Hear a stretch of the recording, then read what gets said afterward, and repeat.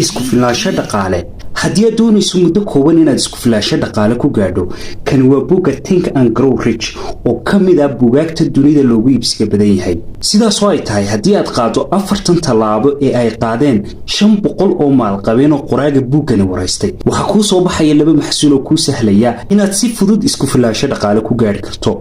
step 1 ama tallaabada koowaad control your thought waxaad kantarooshaa sida aad u fikirayso u fiirso maskaxdaadu habeen iyo maalinba waa shaqaynaysaa sidaas oo ay tahay ha ku daalin ka fikirka waxyaabo hore iyo waxyaabaha kale ee aan nacfiga ku lahayn step 2 ama tallaabada labaad stop non-productive work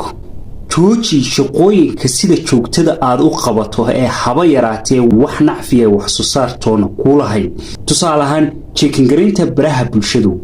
waa shaqooyinka aynu sida joogtada u qabano ee aan dhamaadka lahayn isla markaana aan lahayn wax nacfiya iyo wax soo saar toona falanqaynta arrimaha siyaasadda ciyaaraha iyo waxyaalaha kale ee la halmaala iyaguna sidoo kale waa shaqooyin waqti badan iyo tamar badan kaaga baxayso isla markaana nacfiya iyo wax soo saar toona ku lahayn marka jooji dhammaan shaqooyinkan wax nacfiga iyo wax soo saarka ku lahayn step 3 ama tallaabada saddexaad aad qaadayso waxaad waqtigaaga fikirkaaga iyo tamartaada ku midaynaysa sidii aad isku filaansho dhaqaale ku gaari lahayd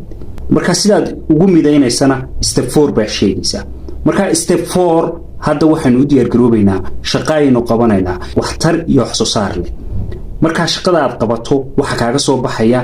laba maxsuul oo ku sahlaya inaad isku filaansho dhaqaale gaari karto sidaas oo ay tahay step 4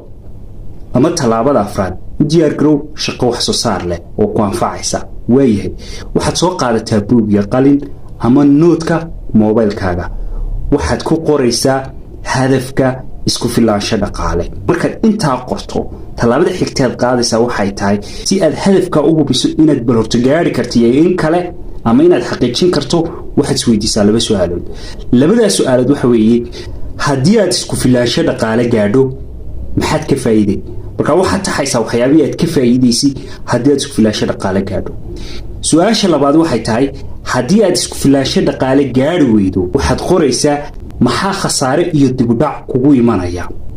halka marka aad joogto waa inay laba maxsuul ku soo baxaan maxsuulka koowaad waxa kugu soo baxayo halka aad joogto inaad qiimeyn karto bal haddii aad isku filaansho dhaqaale gaari karto iyo in kale maxsuulka labaad waxa ku soo bixi doona laba wado halka aad u dhaqaaqi doonto sidaas oo ay tahay haddii aad go'aansato inaad isku filaansho dhaqaale gaadho qaybta xigta waxaan ku baran doonaa sida ugu sahlan ee aad ku gaari karto hadafka ah isku filaansho dhaqaale sidaas darteed muuqaalka sii sheer gare oo la wadaag asxaabtaada iyo dadka kale ee aad horumarka la jeceshahay si dad badani uga faa'iidaan isla markaana ay uga soo kabtaan xaaladda saboolnimada isla markaana u xaqiijin karaan inay gaadhaan isku filaansho dhaqaale